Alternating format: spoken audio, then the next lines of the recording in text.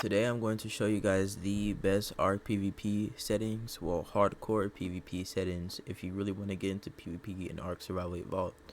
So what you're going to do is just literally just do exactly what I'm showing you. So you're going to go female since they got the smallest body type and model in the game, because you know the male is just really big and bulky, so you'll just go female. And then the skin color, hair color, eye color, that's all preference.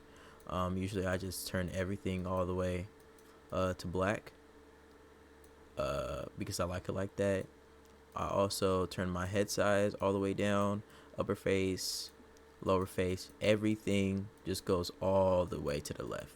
Why you're going to be doing this is because the bigger you are, the bigger hitbox you have, so the easier it is for someone to hit you. And if you have a smaller body, well, it's harder for somebody, you know, to hit you. But if they're really skilled, they can still hit you, but it's harder to hit a smaller person than a bigger person, generally speaking, especially in ARK. So after everything is all the way set to the left and everything is small and however you like it with the appearances, yeah, you're going to spawn in, create new survivor.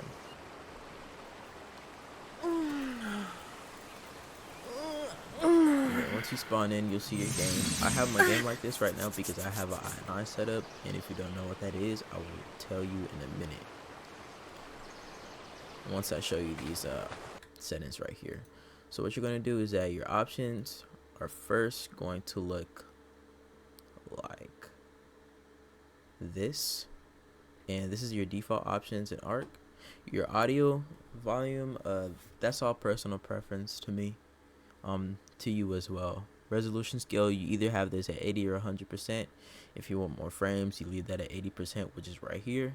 Roll tile buffer is low. View distance high. I mean, not high, but epic. You want to see further out as much as you can, so you can, you know, do whatever you need to do in PvP to see if, from far away, especially other players. Post processing low. Anti-aliasing low. General shadows low. Textures medium. You don't need high textures, it's just more frames, but I mean, if you do want more graphics, that if you're not using the i9, then you go, you know, whichever one. But if you're using really good i9, then you might as well just leave it as medium. Your sky quality, that's all the way low.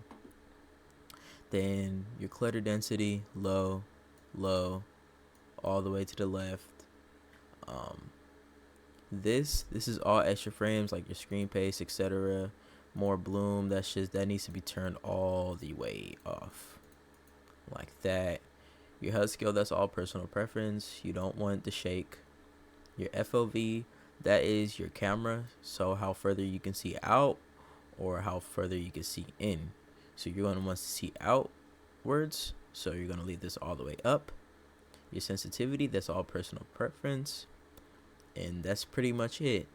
All that's left really is advanced settings that really doesn't contribute to any details in the game, really. That's just personal preference. Keybinds as well, this is also personal preference.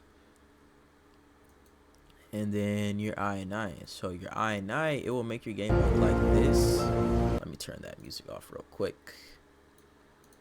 Yeah, I never keep music on whenever I play the game. So your i9 basically takes away like a lot of the extra unnecessary details, like the foliage and tree leaves and a whole bunch of shit. You know, just basically like a lot of unnecessary stuff, bro. Like, not gonna lie, like it just takes off like a lot of unnecessary stuff that you do not need. Like, it makes your game feel so smooth. It increases the amount of frames very, very good. Like, any detail that you can think of, like it literally takes it off. Like all of these bushes and stuff, like it takes away most of the bushes, literally, and it just look like this. So it makes your game like it gives your game a lot of FPS at the cost of taking away a lot of detail. That's literally what i9 is doing. And if you're going to hardcore PvP, you're going to need i9. i9, it's customizable, and it's all dependent on your preference. You can change it however you want. My i9, I just set everything to 0. if you want to set up a INI, or if you want to see my INI, it is in the description below, and for new people I will teach you how to set it up.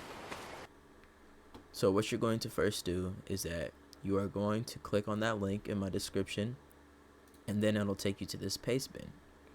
So what you're going to do is just copy this paste bin, right? Control C or whatever, and then what you're going to do is that you're going to open up Steam. Once you see Steam, you go to manage, browse local files, and then once you go to browse local files, your files will open up, and then it'll take you here. Then you're going to click on engine, config, console variables, and once you first are in here and you open up your console variables, nothing's going to be here because you haven't put your INI in. But from other people, they might have put their INI in and probably not have hardcore INI. So what you're going to do is that you're going to paste it right here. If you're new, you're just going to paste it and then save it. If you already have an INI but it's not really hardcore, you could just open this, you know, cut it out, cut everything out, delete it, and then paste this INI in. This INI literally has everything to 0, and any unnecessary details is just not going to be in the game. So then you're going to go in your game, and once you're back in, it'll literally just look like this. And you'll feel the difference too, because when you really have high quality settings in your game, it's going to take more frames off of you. And the less unnecessary things you have, the better frames you have. And in ARK, more frames is needed always. You always need more frames. Better frames is way better for your gameplay, and it smoothens out everything so good.